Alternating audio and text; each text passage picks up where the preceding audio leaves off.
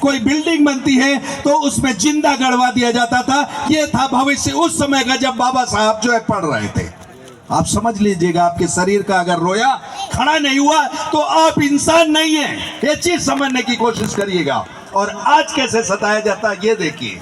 आपका बेटा घोड़े पे बैठ के जाता है और किसी सवर्ण के सामने से जाता है, उसको उतार दिया जाता है। अगर उसने बड़ी सी मूछें रख ली तो उसकी हत्या की जाती है। आपका लड़का अगर कोई स्कूल में घड़ा छू लेता है तो उसको मार दिया जाता है। और आपकी माँ बहन अगर स्कूल की रसोई में रसोइया है तो उसका खाना नहीं खाया जाता। ये है सताने का सिस्टम। और इस सिस्टम को बाबा साहब ने खत्म करने की पूरी कोशिश की, लेकिन मानसिकता को नहीं खत्म कर पाए। दोस्तों, ये चीज समझने की जरूरत है।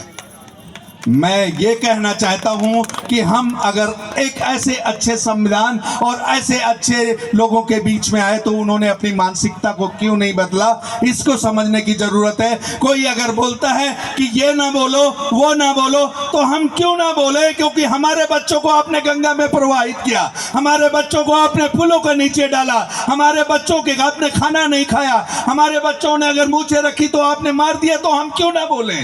और अगर इसमें किसी को सुनने में आपत है तो मुझे लगता वो सुने ना, अपने घर चला जाए। ये बार बार मैं कहता हूं। और मुझे हर जो है फंक्शन में हमको बार बार मैसेज आता है कि आप इस तरीके की बात ना बोले। क्यों ना बोले भाई?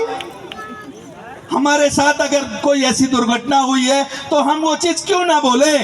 हमारी बहन को जो है आप मंदिरों में जो है उसका रेप कर देते हैं और वही पंडित जी रेप करते हैं जो भगवान को मानते हैं। हम उस भगवान को और उस पंडित जी को क्यों माने भाई? एकदम समझने की जरूरत है दोस्तों। इस समाज में क्या चल रहा है, सरकारें क्या चला रही हैं, ये चीज समझिएगा। सरकार आपके बच्चों को पढ़ाना नहीं चाहती। सरकार आपके बच्चों को एक कटोरा देती है, आपके बच्चों को भिखमंगा बनाना चाहती है। ये चीज आप समझिएगा।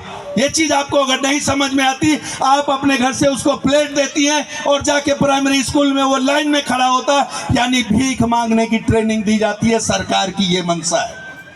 सरकार आपके स्कूलों को खत्म कर रही है तो ये ऐसा नहीं है कि जो है वो बहुत अच्छी चीज कर रही है। सरकार की मंशा कहीं ना कहीं गलत है कि जो हम लोग बढ़ रहे हैं, हमारी फीसें बढ़ दी। आज एक डॉक्टर को अगर बनाना है तो 1,25,00,000 रुपए आपको चाहिए दोस्तों। दे पाएगा कोई परिवार? इंजीनियर तो बहुत सस्ते में बना देते हैं, लेकिन एक डॉक्टर अगर MBBS पढ़ लिया और अगर वो जो है उस सीट में नहीं आया तो समझ लीजिए आपको 1,25,00,000 में अपने बेटे को डॉक्टर बनाना है। हमें नहीं लगता कोई परिवार इस तरीके से जल्दी खर्चा करेगा। जो बढ़ गए हैं, जो पढ़ गए हैं वो पढ़ा लेंगे, लेकिन हमारे आपकी औकातों को जो है अंदाजा लगाइएगा।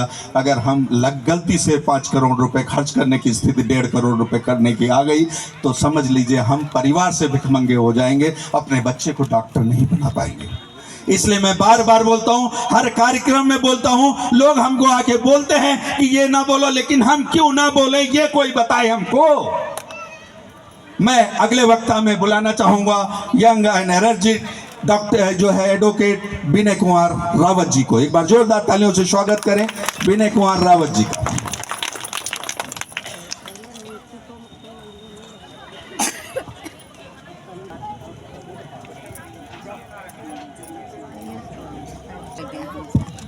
आप सभी को हमारा क्रांतिकारी जय भीम प्रणाम। Rawat Lucknow high court C block में बैठता हूं।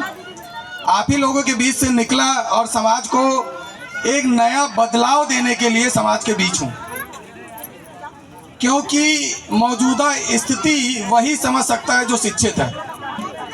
क्योंकि जिस दिशा में सब बह रहे हैं, अगर उसी में हम भी बहने लगे तो जमीन आसमान में बहुत फर्क होगा। एक कहावत कही गई कि मैं आसमान में धान उगा रहा हूं। पूछो काहे? जब धरती पे भगवान बना सकते हो तो आसमान में धान नहीं उगा सकते हो? उगाया जा सकता है। यही जादू हमें देखने की जरूरत है, समझने की जरूरत है।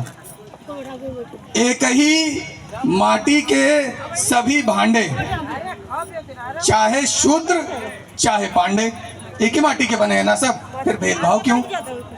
फिर भेदभाव क्यों? मैं मंच पर बैठे सभी लोगों को मैं तहे दिल से धन्यवाद देता हूं कि मुझे यहाँ पे बोलने का मौका मिला।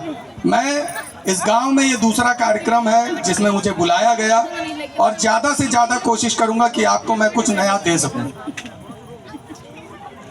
मैं 2018 में नौकरी में था, head of tourism department Lucknow. लोग पूछते हैं कि भगवान होते हैं, कितने लोग मानते हैं भगवान होते हैं? हाथ उठा लें। मैं ईमानदारी से बता रहा हूँ, सबूत दे सकता हूँ। नहीं, कोई नहीं मारा जाएगा।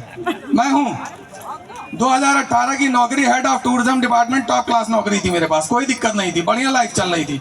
बेंगलोर से लखनऊ आया, हजरतगंज इनकम टैक्स ऑफिस के सामने 2 लड़के मिलते हैं दिन मंगलवार। ये खुद की बीती बता रहा हूँ, इसीलिए बदलाव है। वो लड़के कहते हैं कि मैं तुम्हें बजरंगबली के दर्शन करा सकता हूँ, मुट्ठी बांध के 21 कदम चले जाओ, बजरंगबली के दर्शन करा सकता हूँ। भाई हमें भी भगवान देखने थे, मैं भी पूजा पाठ करता था, क्योंकि मेरे मम्मी पापा उसी बैकग्राउंड से था, पूजा पाठ करते हुए आया।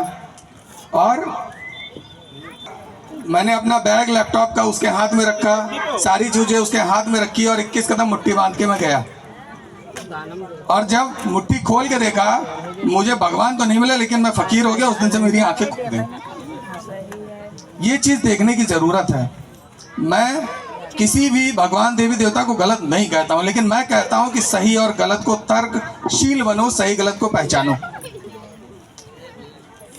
बाबा साहब अम्बेडकर ने जो संघर्ष किया है, क्योंकि अगर आज हम लोग उनको क्यों जानते हैं, बाबा साहब के आदर्शों को क्यों मानते हैं? तमाम महापुरुष हैं, लेकिन इनके संघर्षों को मानते हैं, क्योंकि जिस समय पढ़ने की उम्र में ये विद्यालय गए, तो विद्यालय में भी टाट का बोरा बिछाकर इनको बाहर बैठने की अनुमति थी। मास्टर जो है इनको पढ़ाने की अनुमति, क्लास में बाकी बच्चों के साथ बैठने की अनुमति नहीं देता था। लेकिन फिर भी मैं ऐसे महापुरुष को नमन करता हूं जो उस जिद और उस जुनून के साथ, मकसद था कि अगर हमें खुद को और समाज को बदलना है, इसका एक ही रास्ता है, वो शिक्षा। अगर आप जातिवाद खत्म करना चाहते हैं, आपके पास दूसरा कोई रास्ता नहीं है, ओनली फॉर एजुकेशन। आप शिक्षित हो जाएं, आप जिसको चाहेंगे आप उसके बगल में बैठ जाएंगे, जिसको चाहेंगे वो आपके बगल में बैठेगा।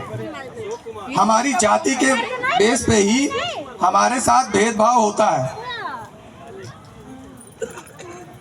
अमीरों के लिए अच्छे डॉक्टर हैं, अच्छे प्राइवेट अस्पताल हैं, अच्छी दवाइयां हैं, असली इंजेक्शन है। गरीबों के लिए है भगवान है, मंदिर है, झोला छाप डॉक्टर है, दुआ भभूत लौंग इलायची है। ये बात सच्चाई है। पूजा पाठ हो रहे हैं धन्ना सेठ के लिए, कोई यज्ञ नहीं होता है भूखे पेट के लिए। पूजा पाठ हो रहे हैं धन्ना सेठ के लिए, कोई यज्ञ नहीं होता है भूखे पेट के लिए। कोई सुबह का उजाला रैन बना देता है, कोई चमत्कार स्वर्ण चैन बना देता है, कोई मंत्र सिद्धि दे रहा है बूटियां, हमें हवा में ही बना देता है अंगूठियां। ये आज के जो जादू हो रहे हैं